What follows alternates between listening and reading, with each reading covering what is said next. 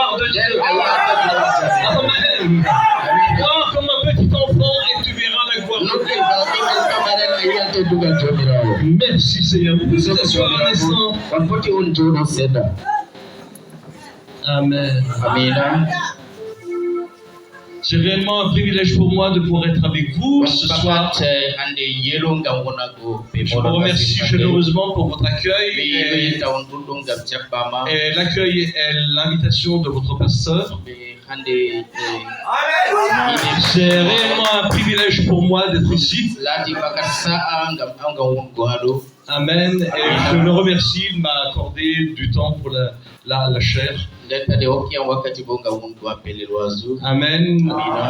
Donc nous faisons toute une tournée par la grâce de Dieu. Dans le premier village, c'était comment? Banga. Banga. Non, le premier, le matin. Oui, bon. D'accord. Après le deuxième, l'après-midi, on a prêché l'après-midi, Banga. Voilà. Amen. Tiens, viens nous dire. Et viens témoigner de ce qu'elle a vu. Amen. Je te laisse juste 2 minutes pour donner le témoignage. Amen. Pour la petite histoire, on est arrivé dans la nuit. Le petit village de Banga, c'est très très loin là au fond. Et tous les villageois, les frères et même les païens sont sortis. Et ils couraient comme ça derrière la voiture pour le recevoir. Ils criaient et tout le monde était dans la joie. Dans l'obscurité, le pasteur a prêché. Et il a même fini de prier pour les malades qui sont venus à l'hôtel. Il y avait un papa aveugle. Il allait s'asseoir là et il a dit au pasteur en foudé que lui, il veut la prière. Il veut la prière. Donc il voulait que le Nassara le touche. Et Nassara doit le toucher, Nassara doit le toucher. Et on dit au pasteur Laborier, il y a le papa là, il veut la prière. Moi je suis assise juste comme le frère, hein, parce que le pasteur Laborier et le papa aveugle. Il se baisse. Et le pasteur se baisse aussi. Il touche simplement ses yeux. À quelques minutes, il dit une petite prière. Au nom de Jésus, je te redonne la vue, quelque chose comme ça. Et il dit, il a commencé à voir tout doucement, parce que ça fait longtemps que ses yeux sont... qu'il est aveugle quoi. Il n'avait même pas encore fini de dire ça. Le papa se lève, il dit, je vois la lumière. Je vois la lumière. Je vois la lumière. Je vois. Je vous assure, je suis resté comme ça. J'étais étonné, je n'avais jamais vu ça. Je n'avais jamais vu. Il n'y avait pas de cinéma, il n'y avait pas de cri, juste une petite prière, donc quelques secondes.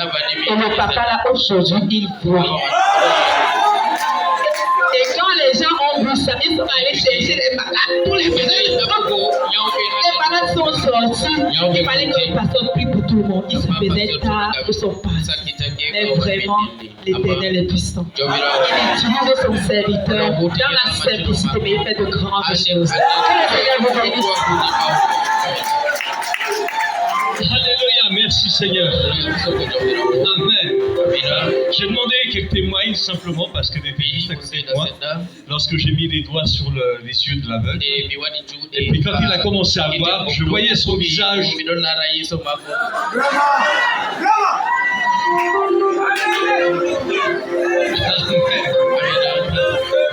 Quelqu'un qui voit des miracles directs. Amen. Et également à Ngong, on a prié pour j'ai prié pour une paralytique, amen, qui était amenée par des personnes. Donc j'ai prié, puis je lui ai dit maintenant lève-toi et marche. Puis elle est partie marcher.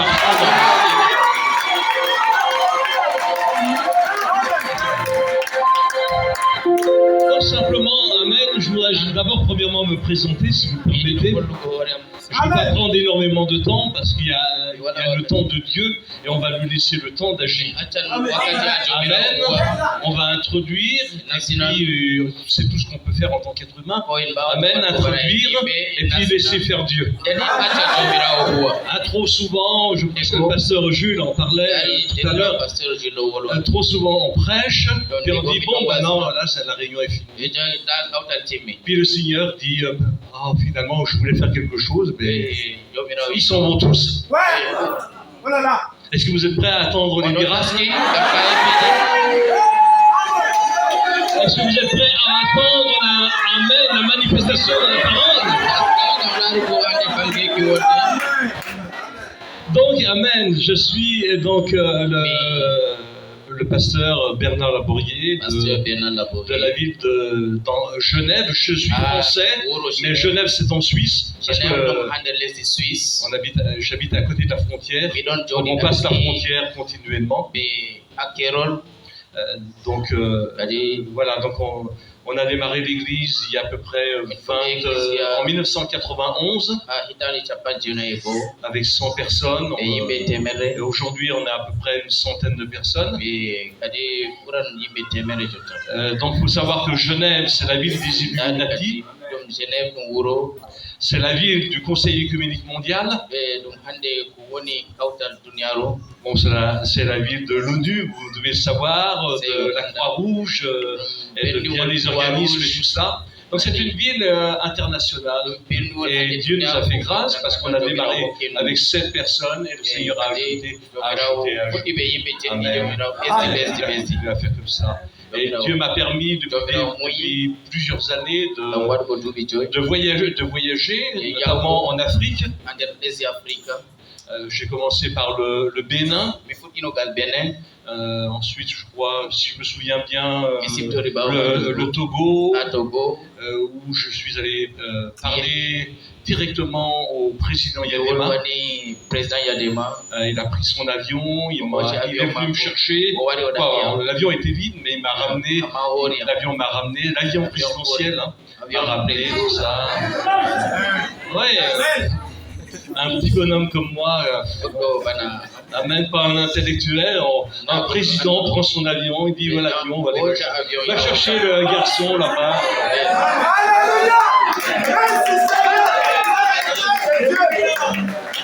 Mais j'avais quelque chose à lui dire de la part du Seigneur. Dans une audience nationale, je lui ai dit vous devrez rendre des comptes à Dieu pour tout ce que vous avez fait et vous devez vous repentir. Il y avait le Premier ministre et le président de l'Assemblée nationale, il tremblait à côté de moi et il disait il est fou, le blanc il est fou. Parce qu'avec Yadema on disparaissait facilement. Vraiment, ça allait très vite. Mais il avait apprécié que j'ai pas peur de lui. Donc également, je suis allé dans beaucoup de pays d'Afrique, notamment la Côte d'Ivoire, les deux Congos, l'Afrique du Sud, le Kenya. Les derniers où je suis allé, c'était au Burkina Faso, où j'ai eu le privilège de baptiser plus de 1000 personnes.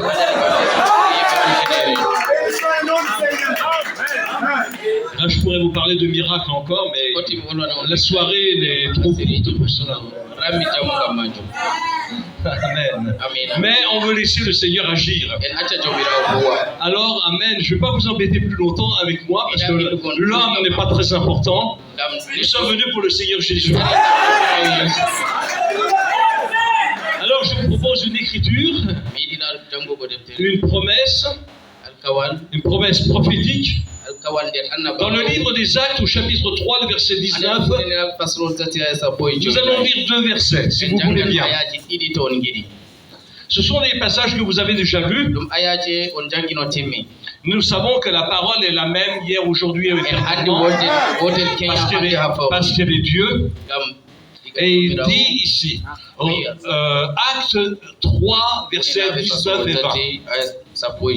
Repentez-vous donc et convertissez-vous pour pour que vos péchés soient effacés, afin que des temps de rafraîchissement viennent de la part du Seigneur, et qu'il envoie celui qui vous a été destiné, Jésus-Christ. Amen. Inclinons la tête et prions un instant.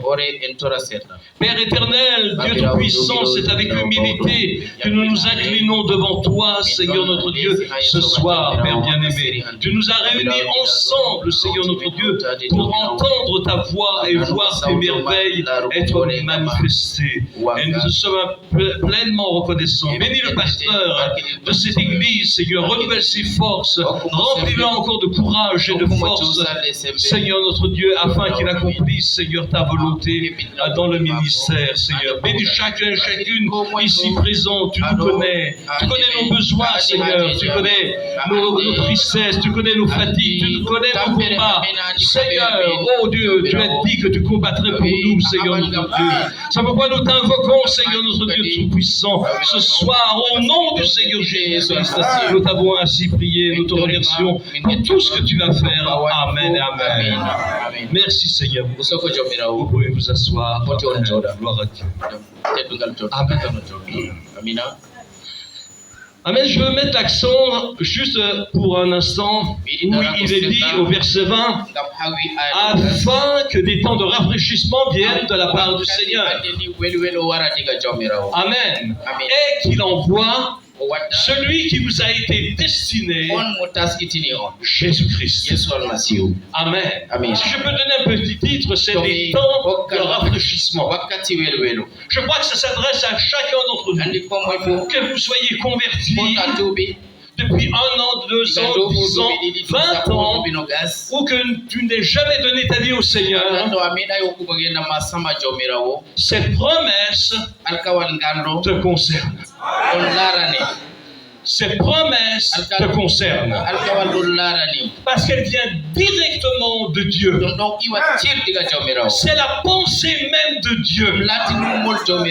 Dieu l'a pensée et l'a exprimée. Amen. Et il veut la le croyez-vous? Un temps de rafraîchissement. Oh, je ne parle pas parce qu'il fait chaud. Mais nous avons besoin d'un rafraîchissement dans notre vie spirituelle. Qui a besoin d'un rafraîchissement ce soir? Un rafraîchissement, amen, dans ma vie spirituelle. Qu'elle soit physique, qu'elle soit morale, intellectuelle et spirituelle. Amen. Amen.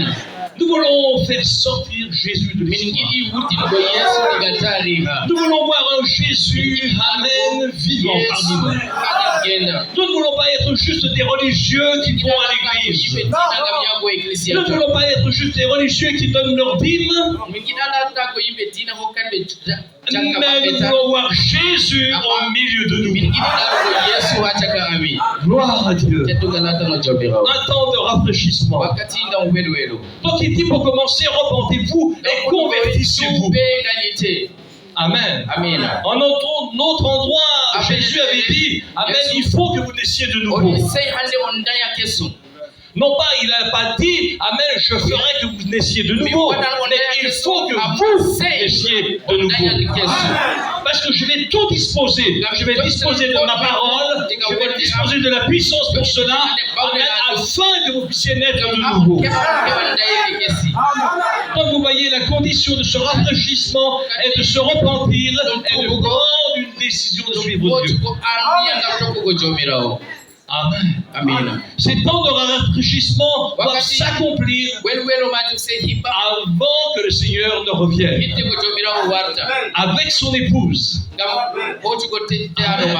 Nous aspirons à cela parce que le départ est proche. Le retour du Seigneur est proche. Amen. Donc je dis, Seigneur, amène un temps de rafraîchissement, amène dans ce message. Nous avons vécu tellement de luttes. Nous avons vécu tellement de choses, de troubles. Pourquoi? Parce qu'on a laissé Satan venir au milieu de nous. Mais il est temps de prendre notre position. Amen. Le prophète a dit, vous devez prendre votre position, comme disait Frère Luciel. Parce que nous sommes dans un temps, une saison d'adoption. Où nous devons prendre notre position. Savoir qui nous servons. Amen. Donc vous voyez là, dans ce passage, le Seigneur Jésus-Christ glorifié. Sachez que le Seigneur Jésus glorifié ne peut pas poser son pied sur la terre pour le millénium. Avant qu'il y ait un temps de rafraîchissement ou de restauration. Et nous vivons dans les derniers jours pour une restauration, pour un rafraîchissement spirituel. Amen.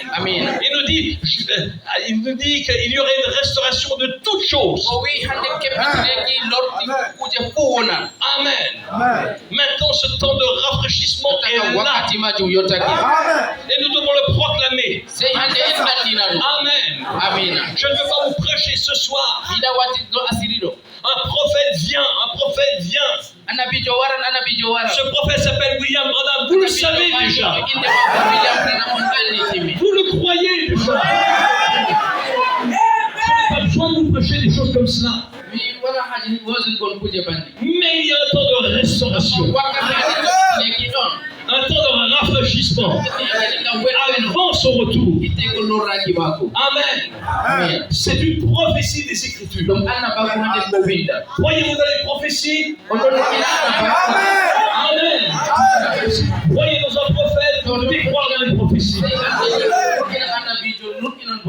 Et toute la Bible est un livre prophétique.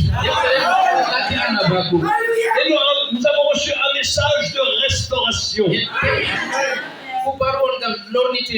C'était Christ au travers de son prophète. Il était la parole. Amen. Il est la parole prophétique. La saison prophétique s'est pleinement manifestée alors que le prophète était là. Mais maintenant, écoutez ceci. Quand la saison prophétique arrive à son terme, la saison apostolique entre en action. Amen. Jésus était le prophète des prophètes. Lorsqu'il a accompli les Écritures, la saison apostolique a commencé. Avec un déversement puissant du baptême du Saint-Esprit. Et c'est ce que nous voulons voir. Dieu a parlé par son prophète. La saison prophétique a retenti. C'était une puissante trompette. Mais maintenant, ça annonçait une autre saison.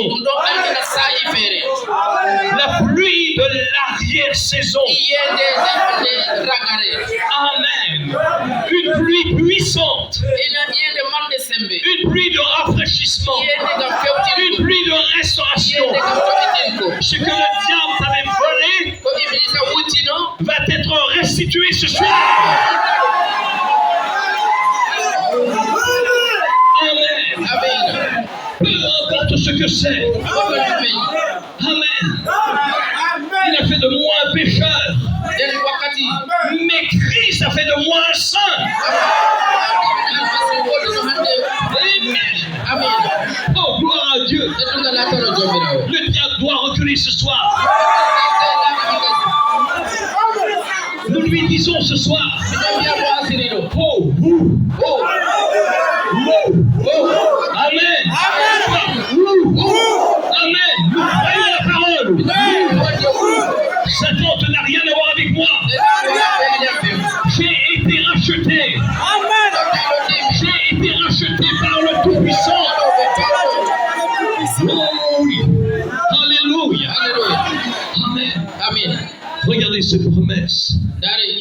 Dans le prophète Isaïe, il est dit au chapitre 10, verset 27, il est dit en ce jour, écoutez bien ceci. Mon frère, mon soeur, c'est pour toi.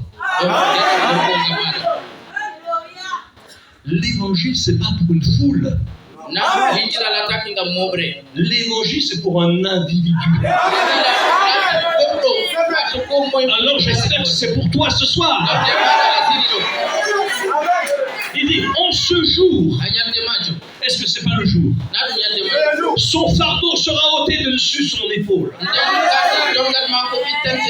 Et son joug de dessus ton cou. Et l'onction fera éclater le joug. Dans une autre version, on dit amen, que l'onction va détruire le joug. Si le diable t'a enfermé dans la maladie, si le diable t'a enfermé dans la folie, si le diable t'a enfermé dans tes convoitises, alors amen, la onction ce soir va briser le joug.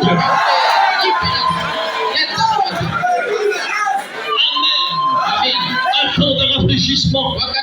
C'est la promesse pour aujourd'hui. Nous avons dépassé les saisons prophétiques.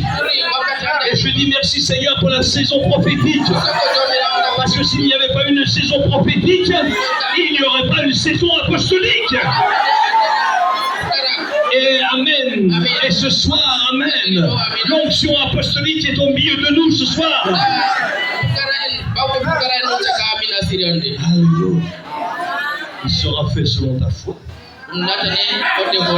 Amen.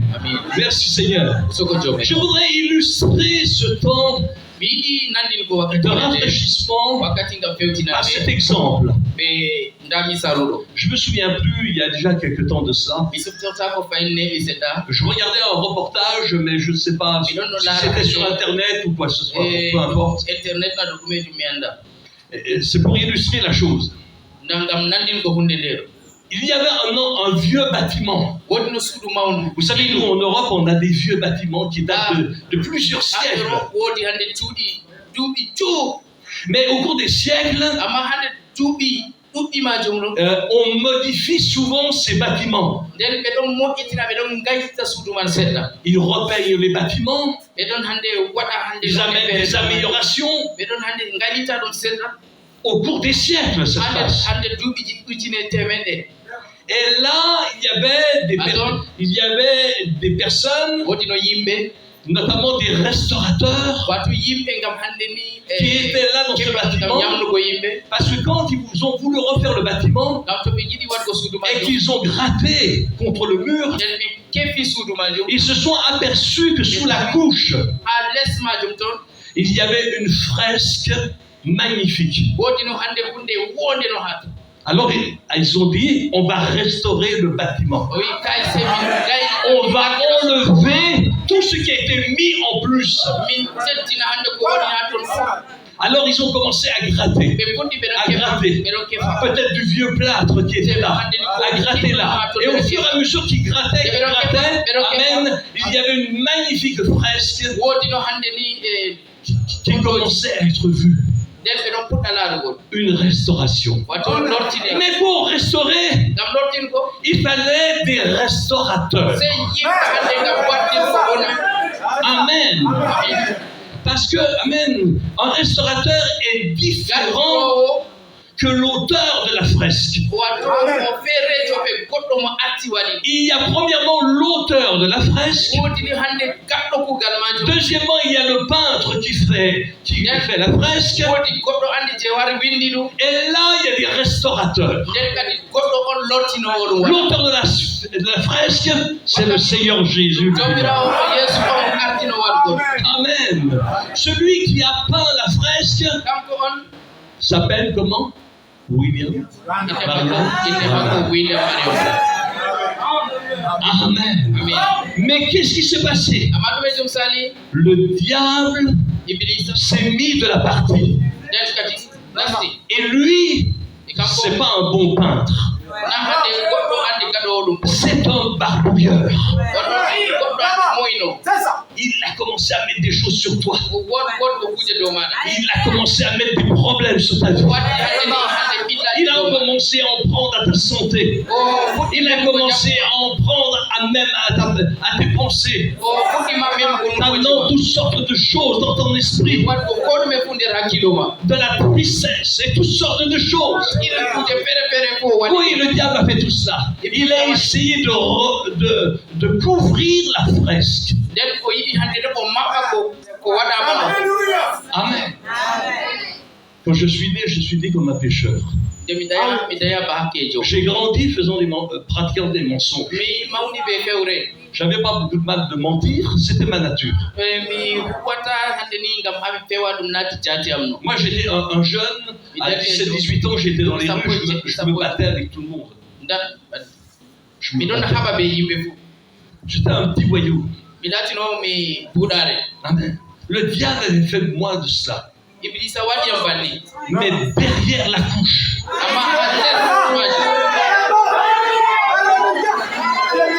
derrière la couche qui te recouvre. Amen. C'est cela qui veut révéler. C'est cela qui veut restaurer. Amen. Dès le commencement, tu étais un fils et une fille de Dieu. Tu étais dans les pensées de Dieu avant la fondation du monde. Dans la pensée de Dieu, tu étais absolument parfait. Il n'y avait aucun défaut. Mais le diable a peint des défauts dans ta vie. Amen. C'est là le problème. C'est que tu n'as pas réalisé encore peut-être que tu as été piégé dans les griffes du diable. Mais mon frère, ma soeur, au-dedans de toi, il y a quelque chose. Il y a quelque chose qui a été déposé. Amen. Il y a un trésor divin. Vous savez, Frère Branham disait ceci. Il dit, mon père était Charles Branham, un ivrogne. Il dit, ma mère était Béda. Oui. Elle a, pardon. Je commence à fatiguer. Ella Branham, une demi-indienne. Mais il dit dans William Branham, il y avait là, au fond, une petite trace de vie éternelle. Et il dit, par la nouvelle naissance, j'ai commencé à m'occuper de cette trace de vie éternelle. Amen. Tu comprends? Amen. À l'origine du bâtiment, il y avait cette fresque. Mais le diable a tout recouvert. À l'origine de ta vie, tu étais dans la pensée de Dieu. L'amour de Dieu était déjà là avec toi. Tu baignais comme un bébé dans le ventre de sa mère de l'amour divin. Amen. Mais tu ne savais même pas que tu étais un fils de Dieu. Oh, le prophète dit, ça pouvait mettre longtemps à réaliser que tu es un fils de Dieu. Mais si tu viens à l'église, tu dis, bon, ok, c'est une bonne église là où je suis. J'aime bien quand le pasteur prêche, c'est merveilleux, c'est merveilleux. Mais tu es là pendant 1 an avec des tourments. Tu es là pendant 2 ans, toujours avec des problèmes, des hauts, des bas. Bon, il faut venir le dimanche pour se remonter le moral. Et puis de temps en temps, tu viens voir le pasteur. Pasteur, voilà ce qui m'arrive, voilà ce qui m'arrive. Voilà ce qui m'arrive. Amen. Partout dans le monde, c'est comme ça. Je vous rassure. Parce que je crois que vous vous reconnaissez, hein, certainement pour beaucoup. Amen. Vous voyez, parce que le diable maintient une pellicule sur toi pour ne pas que tu vois qui tu es. Le jour où tu vas être restauré, tu vas voir que tu n'es pas malade.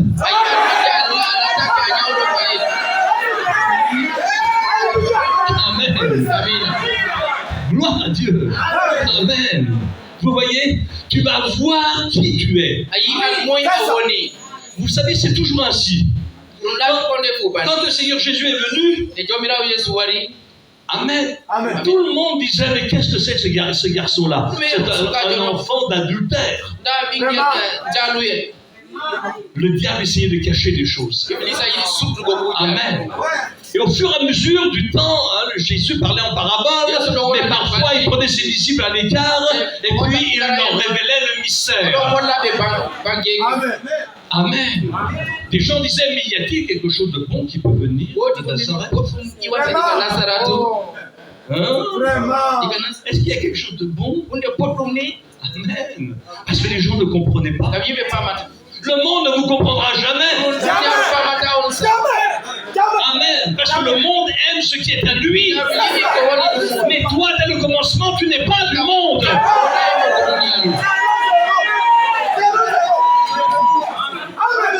Toi, tu viens de l'éternité.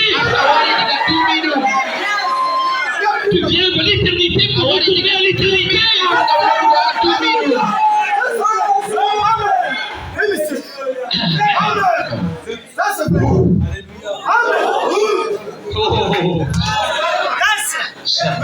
Amen. On est en train de gratter. Amen. Amen. Gloire à Dieu. Vous voyez, Jésus était le chef-d'œuvre parfait. Mais il devait être révélé. Et nous étions en lui. Et nous devons être révélés. Amen. Amen. Frères et sœurs, nous ne sommes pas des parents pauvres de christianisme. Mais nous sommes l'armée d'élite. Nous sommes les héros de la foi. Il est temps de prendre notre position. Amen. Et d'amener Jésus en manifestation au milieu de nous. Quand Jésus était là, il était le reflet parfait de Dieu. Hébreux 1, chapitre 3, verset 3, il est dit, étant le reflet de sa gloire et l'empreinte de sa personne, et soutenant toutes choses par sa parole puissante, il a fait la purification des péchés. Il reflétait Dieu. Mais les hommes en ont fait juste un renégat.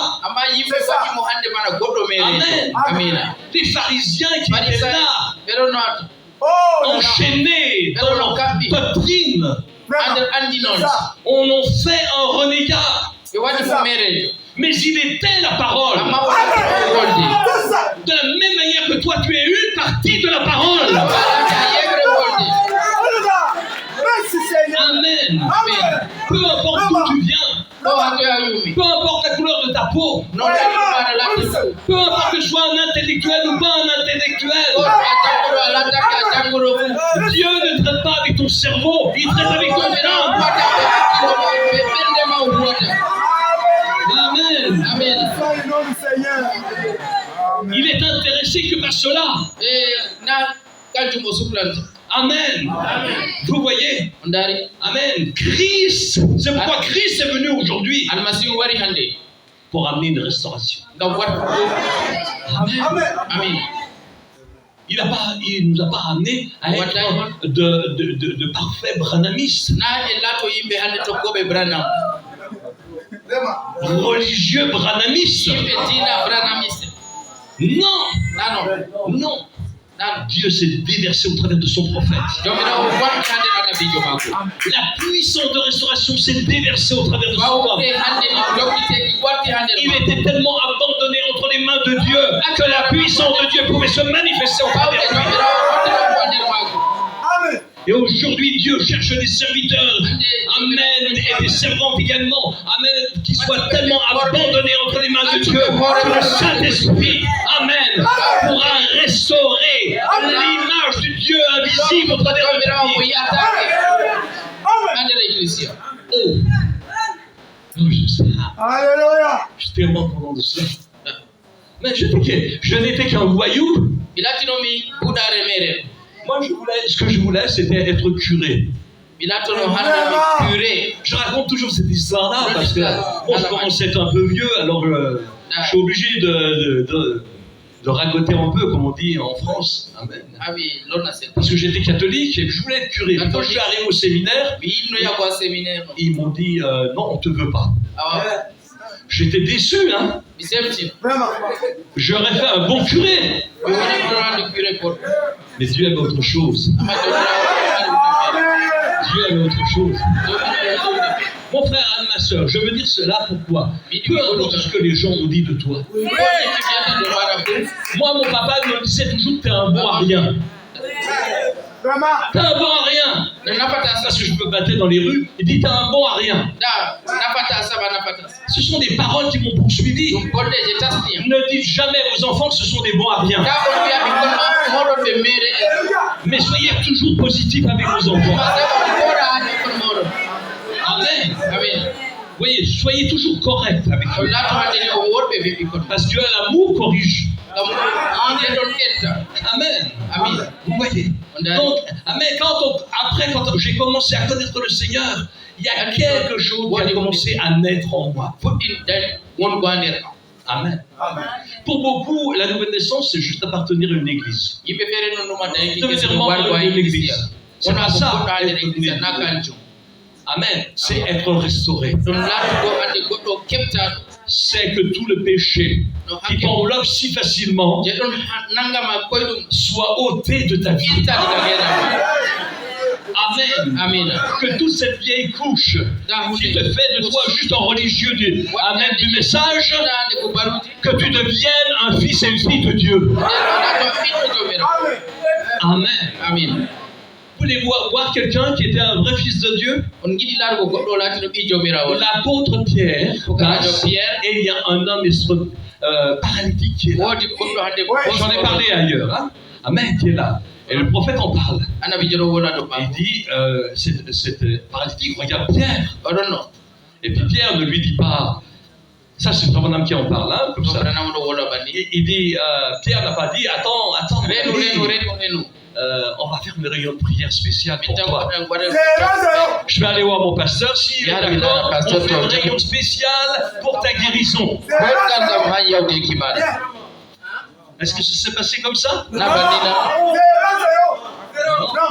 L'homme l'a regardé parce qu'il était un témoin. Et il lui a dit, ce que j'ai, je te le donne. Lève-toi et marche. Si tu es paralytique, il n'y a pas que des paralytiques, des membres. Il y a des paralytiques spirituels.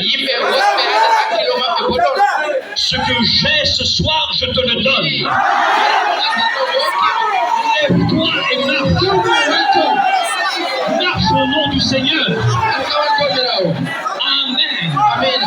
C'est ce qu'on a dit à la jeune fille là qu'on a amenée avant-hier soir, qui était paralysée du bassin.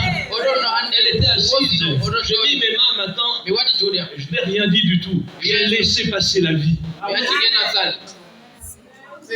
Les religieux penseraient une longue prière. Oh Dieu du ciel, Père éternel, nous invoquons toute la légion des anges. Non. Nous sommes dans le temps de la vie. Nous ne sommes pas dans le temps des palabres. Nous ne sommes plus dans le temps de discuter des citations. Nous sommes dans le temps de la vie. Ce que j'ai, je te le donne. Alléluia. Dans mon église, j'ai une pianiste qui est très bonne pianiste. Et puis, elle voulait s'améliorer, elle a pris des cours encore de piano pour s'améliorer encore. Elle jouait à la maison, elle s'entraînait. Amen. Et le diable a attendu à un moment donné, et elle lui a paralysé les deux avant-bras. Elle ne pouvait même plus bouger les mains, rien. Elle vient à l'église le dimanche, elle me dit, pasteur, je ne peux même pas jouer du piano, j'y arrive plus. Je suis allé voir les médecins ont dit, au moins 6 mois avant que ça revienne. Bon, moi, je ne me préoccupe pas de ce que les médecins disent. Je lui ai simplement dit, mets tes mains dans les miens. j'ai rien dit de plus. Et j'ai laissé la vie couler. Amen. Le lendemain, ses mains étaient normales. Amen. Amen. Gloire à Dieu. Je disais quelque chose là, donner le témoignage de Frère Branham. Frère Branham est là sur dans une rue. Dans une rue. Il marche sur un trottoir. Il va dans ce sens-là. Et puis, dans le sens inverse, il y a sur l'autre trottoir, il y a une sœur qui a un cancer au stade final. Amen. Les deux sont là. Ils se rapprochent. Et à un moment donné, il y a un passage piéton. C'est ça, passage piéton, c'est comme ça. Un passage piéton. Les deux traversent ensemble. Au milieu de la route, ils se touchent à peine. Instantanément, le concert parti.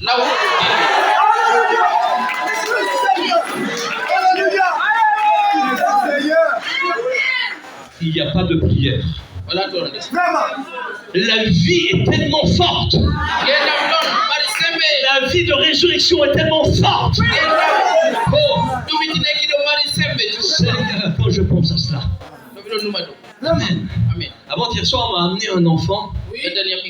Ses deux jambes il marchait pas. Ça faisait longtemps qu'il ne marchait pas.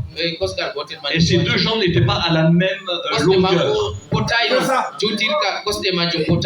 C'est ça. Tu étais là. J'ai pris les deux jambes. Et la jambe qui était plus courte. J'ai tiré.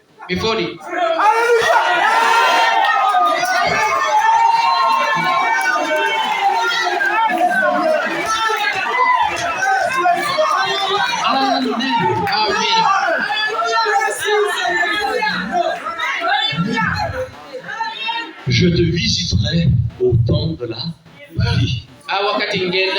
C'est ce qu'il a dit à Frère Branham. Je te visiterai au temps de la vie. L'ange est là. L'ange de l'alliance est au milieu de nous. Amen. Amen. Je parlais de cela dans mon église. Je dis faites attention. L'ange, c'était en hiver, toutes les fenêtres étaient fermées. Je dis l'ange de l'alliance est ici présent. Et tout d'un coup, dans la salle, comme un vent est venu, ça fait. Tout le monde était surpris parce que les fenêtres étaient fermées, c'était pas un courant d'air, mais au moment où je parlais de l'ange de l'alliance, ce puissant vent est descendu comme ça. Je dis Seigneur, on a besoin de cela partout. On a besoin de ça aussi à Marois. Écoutez, je sais que ça s'est déjà manifesté avec votre pasteur. Mais ça va se manifester maintenant dans une plus grande dimension. Parce que le Seigneur va le oindre de manière spéciale. Moi, je suis juste de passage. Mais Dieu va le oindre de manière spéciale. Amen. Et les paralytiques qui vont rentrer vont être guéris même quand ils rentreront.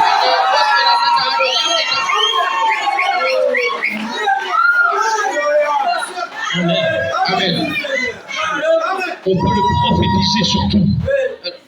On peut prophétiser sur tout. Amen. Pourquoi? Parce que nous avons une substance.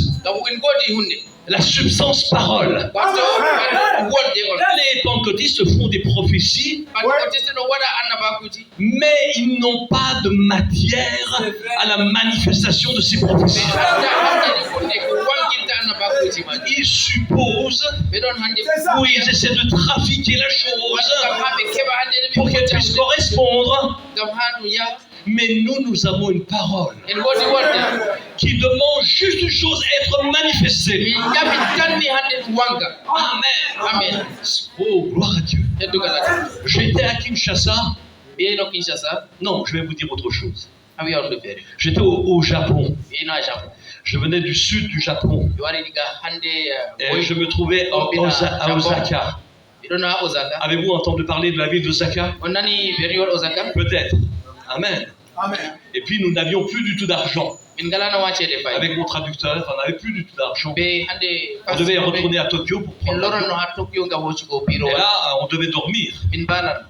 Bon, là, vous pouvez peut-être toujours vous arranger, mais nous, on est des étrangers. On ne peut pas aller n'importe où. On rentre dans un hôtel. On va voir le monsieur. Et puis, on dit 2 chambres. On veut 2 chambres. On n'a pas d'argent. On n'a rien. 2 chambres. Mais pourquoi 2 chambres? Pourquoi pas une avec 2 lits? Non, j'ai dit 2 chambres. Amen. Le frère qui était avec moi, il commence à se poser des questions. Amen. Au moment où on nous donne des clés, on dit merci. Une dame rentre. Elle s'approche de nous. Elle dit, qu'est-ce que vous désirez? Que vous payiez 2 chambres. On répond. Elle prend son porte-monnaie, elle paye les 2 chambres. Elle s'en va.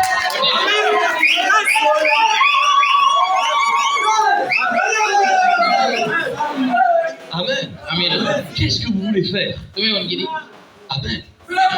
Ce même soir, amen, je reçois un coup de téléphone dans ma chambre. On venait d'arriver à Osaka. Mais qui peut savoir qu'on est là? Qui peut savoir? Il n'y en a qu'un. Parce que les Japonais, ils n'ont rien à faire de nous. On me téléphone, on me dit, est-ce que vous êtes pasteur? Oui, je suis pasteur. Est-ce que vous voulez venir prier pour une enfant à l'hôpital d'Osaka? Mais moi, je suis toujours disposé à venir prier pour un petit enfant. Amen. Alors le lendemain matin, on se lève, il y avait une voiture qui nous attendait. Une grosse voiture de luxe, avec des rideaux, comme ça, tout en cuir et tout ça. Oh, Seigneur, qu'est-ce qui se passe?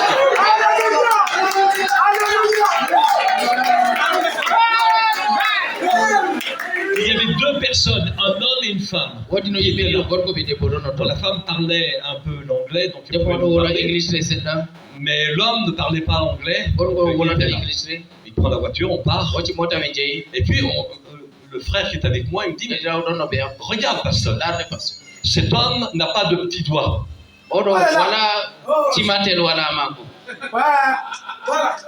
C'est quoi? C'était un chef de la mafia japonaise. C'est Yakuza. Un chef Yakuza. C'est lui qui m'amenait à l'hôpital pour prier pour une enfant. Même un grain de riz ne passait pas dans la trachée artère de l'enfant. Elle était entubée. Et moi, on m'appelle pour prier pour l'enfant. Je prie pour l'enfant. Gloire à Dieu, tout se passe bien. Tout se passe bien. Pourquoi ça se passerait mal? Il n'y a pas aucune raison. Hein. On est des fils de Dieu, on prie. C'est notre vie, les bénédictions. Amen.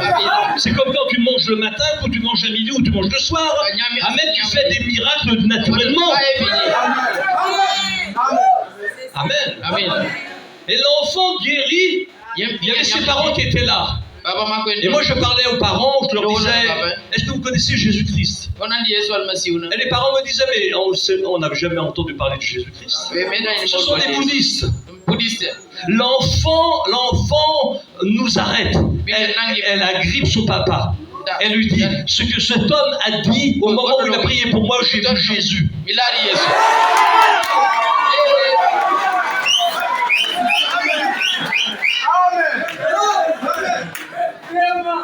Amen. Abraham dit, Abraham était utilisable entre les mains de Dieu. C'est vrai.